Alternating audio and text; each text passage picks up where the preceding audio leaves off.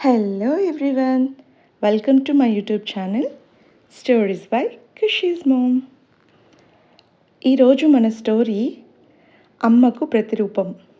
స్టోరీలోకి వెళ్తే, భార్యామణి, నువ్వెంత లీడింగ్ లాయర్ అయినా ఫైనల్ జడ్జిమెంట్ మాత్రం నాదే. నాకు అబ్బాయే కావాలి.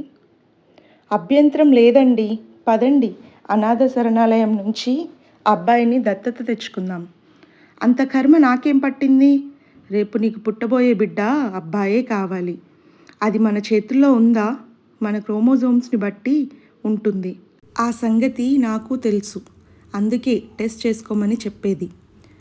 అంటే మగబిడ్డ కాకపోతే చంపేస్తారా? అంత పెద్ద మాటలు ఎందుకు కానీ అబార్షన్ చేయించుకుంటావు, దట్స్ ఇట్. నాకు అలా చేయటం ఇష్టం లేదు. అమ్మాయి అయినా అబ్బాయి అయినా నా దృష్టిలో ఒక్కటే. ఇక్కడ నీ దృష్టి గురించి కానీ నీ అభిప్రాయం కానీ డిస్కస్ చేయడం లేదు. నేను నా ఫైనల్ డెసిషన్ చెప్తున్నాను, అర్థమవుతుందా? ఇందులో అర్థం కాకపోవడానికి ఏముంది? మీరు మీ ఫైనల్ డెసిషన్ చెప్పారు, నేను దానితో ఏకీభవించాలన్న రూల్ ఏమీ లేదుగా. అయితే నా మాట వినవన్నమాట. అదేమిటి? ఇందాక డెసిషన్ అన్నారు, ఇప్పుడు మాట అంటున్నారు. ఇప్పుడు దేనిని నేను వినాలి? మీ డెసిషన్ ప్రకారం నా గర్భస్థ శిశువు అమ్మాయి అయితే చంపుకోవాలి. అదే మీరు చెప్పినట్లు అబార్షన్ చేయించుకోవాలి. ఇకపోతే మాట అన్నారు, మాట్లాడుకుందాం. మీ డెసిషన్ మారొచ్చు, చస్తే మారదు, మార్చుకోను కూడా. ఓకే స్వామి, మీరు మారొద్దు, మీ వ్యక్తిత్వాన్ని మార్చుకోవద్దు. అయినా నా సందేహాన్ని తీర్చుకోవడం కోసం అడుగుతున్నాను. అమ్మాయికి అబ్బాయికి తేడా ఏమిటి? ఇది కూడా చెప్పాలా? అమ్మాయి అంటే మైనస్, పెంచాలి, చదువు చెప్పాలి, కట్నాలు దారపోసి అల్లుడిని కొనాలి. అదే అబ్బాయి అయితే పెంచాలి, చదువు చెప్పించాలి, అంతే. కట్నాలు కానుకలతో కోడలు వస్తుంది, పైగా వీడు జాబ్ చేసి సంపాదిస్తాడు. ఇదంతా ప్లస్ కదా. అమ్మాయిలు కూడా ఉద్యోగాలు చేస్తున్నారు కదా. అమ్మాయి సంపాదన అల్లుడు పరం, మధ్యలో సీమంతాలు కాన్పులు అంతా మైనస్సే. ఈ మైనస్ అంతా మన మీదే, అర్థమైందా? అయ్యో, ఇందులో అర్థం కాకపోవడానికి ఏముంది? తెలుగులో జడ్జిమెంట్ ఇచ్చినంత క్లియర్గా ఉంది. అయితే నాదో స్మాల్ డౌట్.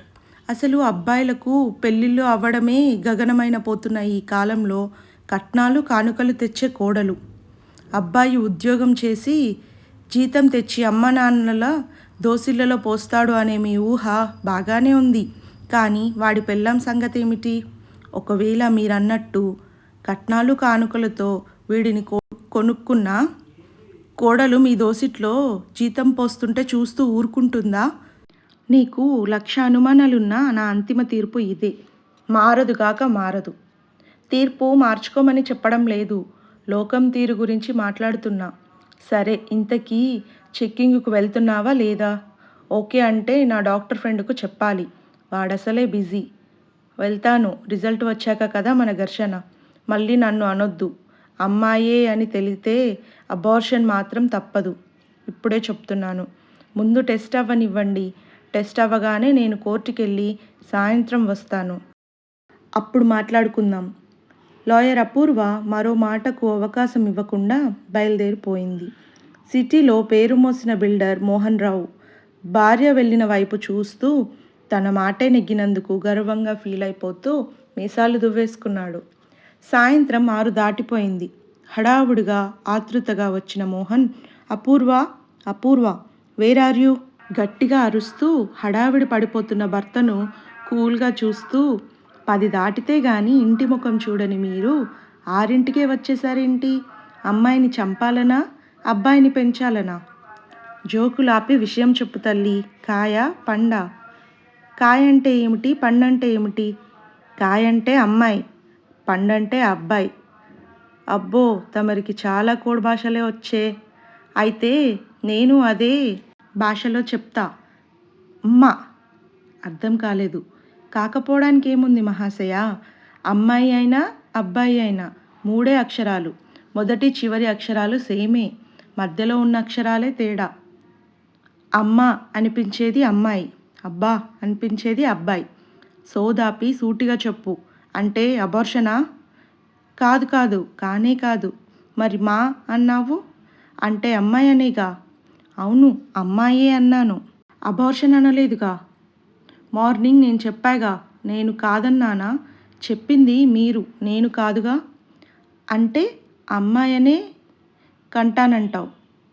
అబ్బా, నా మనసు చదివినట్లు ఎంత కరెక్ట్గా చెప్పారో. థ్యాంక్స్ అండి. అంతా నీ ఇష్టమేనన్నమాట. మొగుడి మాటకు విలువ ఏముంది? కోర్టులో జడ్జి గారు మేము చెప్పింది అంతా వింటారు. విలువ చేసే మాటకే విలువిచ్చి తీర్పిస్తారు. ఇది అంతే. మీరు చెప్పారు, విన్నాను. మాటలు విలువ ఉంటే విలువ ఇస్తాను, లేదంటే లేదు. అంటే ఇప్పుడు తమరు జడ్జి అన్నమాట. నా విషయాలలో ఎప్పుడూ నేనే జడ్జిని. ఇది నా విషయం, నాకు పుట్టబోయే నా బిడ్డ విషయం. అయితే ఈ విషయంలో నేను కూడా జడ్జినే. నన్ను, నా మాటను ఖాతరు చేయని నీతో కలిసి ఉండడం సాధ్యం కాదు అంటారు. Super judgement sir. I appreciate your valuable judgement sir. నేనేదో జోక్ చేస్తున్నానని అనుకుంటున్నావా? I mean it. నేనేమి ఆషామాషిగా తీసుకోవడం లేదు. ల్యాబ్లో రిజల్ట్ వినగానే మీ తీర్పు, ఈ క్లైమాక్స్ సీన్ ఊహించుకున్నాను. అయితే ఇంకా ఆలస్యం ఎందుకు? ఆలస్యం అంటూ ఏమీ లేదు. మీ తీర్పు రాగానే మా వాళ్లకు మెసేజ్ ఇచ్చాను. వాళ్ళు రాగానే నా సామాన్తో నేను వెళ్ళిపోతాను. కేవలం సామానే. మీకు మా నాన్నగారు ధారపోసిన కట్నం అడుగుతానని కంగారు పడకండి. వేసిన ముష్టి చేసిన దానం తిరిగి తీసుకునేంత అల్పురాలిని కాదు. అయితే వెళ్ళే ముందు చిన్న మాట, చిన్న సలహా. వింటే వినండి, లేదా మర్చిపోండి. మీకు విడాకులు ఎప్పుడు కావాలంటే అప్పుడు రండి, సంతకం పెట్టేస్తాను. పునర్వివాహం చేసుకోండి. కానీ కన్యను కాదు. రేపు ఆ అమ్మాయికి నాలాగే అమ్మాయే పుడితే మళ్ళీ ఇదే క్లైమాక్స్. ఎంత అద్భుతమైన క్లైమాక్స్ అయినా రెండోసారి బోరింగ్. అందున ఇలాంటి క్లైమాక్స్ అయితే పరమ నీచంగా ఉంటుంది. అందుకని అబ్బాయిని కని భర్తను కోల్పోయిన ఓ అమ్మాయిని చూసుకొని అబ్బాయికి తండ్రిని అనిపించుకోండి. మీ జీవితాశయం నెరవేరుతుంది. ఓ అభాగ్యురాలికి అండా దొరుకుతుంది. ఎందుకు చెప్తున్నానంటే మీరు మీ జీవితంలో అబ్బాయిని తండ్రి కాలేరు కాబట్టి. అదిగో మా వాళ్ళు వచ్చేశారు. సాయంత్రం 4 గంటలకే వచ్చి నా సామాను సర్దుకొని నా శారీ మీ ఇంటి వెనుక వరండాలో పెట్టించాను. ఇక సెలవు భర్త గారు, సారీ మాజీ భర్త గారు. హుందాగా బయటకి అడుగులేసింది లాయర్ అపూర్వ. అరే మోహన్, నేన్రా డాక్టర్ సందీప్ని. ఎలా ఉన్నావు? 1 ఇయర్ తర్వాత నిన్ననే స్టేట్స్ నుంచి వచ్చాను. రేపు మా హాస్పిటల్ యానివర్సరీ ఫంక్షన్ ఉంది. సాయంత్రం నువ్వు నీ లాయర్ భార్యతో రావాలి. అన్నట్లు మీ వంశోధారకుడు మాత్రం మర్చిపోకు. అన్నట్లు ఏం పేరు పెట్టావు? త్వరలో సెకండ్ బర్త్డే వచ్చేస్తుంది కదా. నేను తప్పకుండా వస్తాను. బాయ్రా మోహన్. రండి, మీరు వస్తారని 1 ఇయర్ నుండి ఎదురు చూస్తున్నా. ఆ రోజు మ్యూచువల్ అగ్రిమెంట్ డివోర్స్ పేపర్ మీద సైన్ చేసి ఆఫీస్లో ఫైల్లో పెట్టి ఉంచాను. 1 మినిట్, నేను దానికోసం రాలేదు. ఓ సారీ, ఇన్విటేషన్ ఇవ్వడానికి వచ్చారా? కంగ్రాట్స్. అపూర్వ, నన్ను ఎందుకు మోసం చేశావు? ఎందుకు అబద్ధం చెప్పావు? డాక్టర్ మోహన్ ఫోన్ చేశాడు.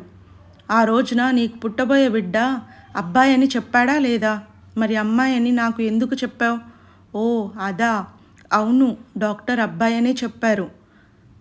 అన్ని టెస్టులు 100% కరెక్ట్ కావాలన్న రూల్ ఏమీ లేదుగా. రేపు పొరపాటున అమ్మాయి పుడితే పరిస్థితి ఏమిటి?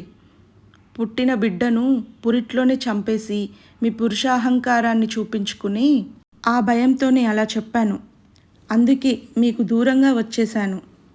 ఇప్పుడు డాక్టర్ చెప్పిన టెస్ట్ రిపోర్ట్ని విని ఎందుకు నన్ను మోసం చేశావు అని అడగడానికి వచ్చారన్నమాట.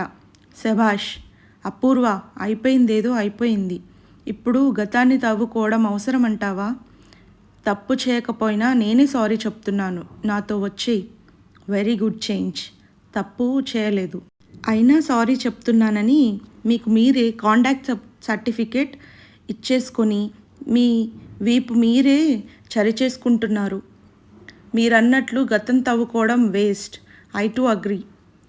ముష్టి 5 సంవత్సరాల గతం, మరి భవిష్యత్తు 60-70 సంవత్సరాలు. ఇప్పుడు తమరు వచ్చింది నా కోసం కాదు, వంశోద్ధారకుడు అవుతాడని, ఓసారి ప్లస్ అవుతాడని నమ్ముతున్న అబ్బాయి కోసం. Am I correct? మరి రేపు అమ్మాయి నా కడుపున పుడితే? భ్రూణ హత్య. నేను హత్య చేయలేను. నన్ను మన్నించి నన్ను వదిలేయండి. చేతులెత్తి దండం పెట్టింది అపూర్వ. మరీ అంత దారుణంగా ఎందుకు ఆలోచిస్తావు? రేపు నీకు అమ్మాయి పుట్టినా నాకు సంతోషమే. పుడితే సంతోషం, అసలు పుట్టనిస్తే కదా. హాస్పిటల్లో పుట్టిన బిడ్డలు అమ్మ ఒడిలో నుండే మాయమైపోతున్నారు. అమ్మాయిలు నర్సుల మాయతో అబ్బాయిలు అయిపోతున్నారు. రేపు నా కూతుర్ని మాయం చేయడం మీకు లెక్క? మరీ ఇంత దారుణంగా మాట్లాడతావు అనుకోలేదు. మోహన్ ఆవేశపడిపోయాడు. మరి ఏమనుకున్నారు? బిస్కెట్ చూపిస్తే తోక ఊపుకుంటూ వచ్చే కుక్క పిల్లలా వచ్చేస్తాననుకున్నారా? వ్యక్తిత్వం చచ్చినా తల్లిని అనుకున్నారా? నా బిడ్డ జీవితంలో సొంత బిడ్డల్ని చంపుకునే కిరాతక మనస్తత్వం ఉన్న నీలాంటి నీచులు నీడ కూడా పడడానికి నేను అంగీకరించను. రేపు నా బిడ్డ మీ కుళ్ళిపోయిన చెత్త భావాలతో పెరిగి మీలాగే అమ్మాయిలను చంపుకుని మృగాడుగా మారితే వాడి మూలంగా మరో మగువ జీవితం కూడా ఇలాగే నా జీవితంలానే అయిపోతుంది కదా. ఆ పాపం నేను మూట కట్టుకోలేను. అమ్మాయిల్ని కంటున్న భార్యలు కూడా అమ్మాయిలే కనుక వాళ్ళ చీరల్లో నగలో అడిగితే వాళ్ళను కూడా మైనస్ కేటగిరీలో లెక్కించి చంపేరన్న భరోసా ఉందా? అయినా రాక్షస మనస్తత్వం ఉన్న కంసుడి వారసులు మీరు. పసిపాపల ప్రాణాలు తీసే శిశుహంతకులు. ఉరికమ్మం ఎక్కించాలి. అమ్మకి అమ్మాయికి ఒక్క అక్షరమే తేడా. నిన్ను కన్నతల్లి అమ్మాయే. అమ్మాయిని చంపుకుంటే అమ్మను హత్య చేసినట్లే. పందులకు పన్నీరు పరమ అసహ్యంగా ఉంటుంది. కంపు కొట్టే మురిగే మీలాంటి పందులకు ఇంపు. ఇంకా అర్థం కాలేదా? మీరు వచ్చిన దారి గుర్తుంటే ఎలాంటి గొడవ ఉండదు. నేను చూపిస్తే మాత్రం కిడ్నాప్ కేసులో అరెస్ట్ చేయబడి పోలీస్ లాఠీ దెబ్బలు తిని స్టేషన్ సెల్ చువ్వలు ఎంచక్కా లెక్కబెట్టుకోవచ్చు. బిల్డర్ గారు, ఊహించుకోండి. లాయర్ని కాబట్టి సలహా నాది, క్లయింట్ కాబట్టి చాయిస్ మీది. మై డియర్ మాజీ హస్బెండ్. మరో మాటకు తావు లేకుండా మాయమైపోయాడు శిశుహంతకునిగా మారాలనుకున్న మోహన్. దేభ్య ముఖంతో, ఇంత నికృష్టుడా నా మాజీ భర్త? వీడితోనా తను ఇంతకాలం కాపురం చేసింది? విరక్తిగా నవ్వుకుంది లాయర్ అపూర్వ. కథ సమాప్తం. ఇది ఫ్రెండ్స్ ఇవాళ మన స్టోరీ. ఈ స్టోరీ మీకు నచ్చిందని అనుకుంటున్నాను. Thanks for watching. ఈ స్టోరీ మీకు నచ్చినట్టయితే సబ్స్క్రైబ్ చేసుకోండి. Like, share and comment. Thanks for watching.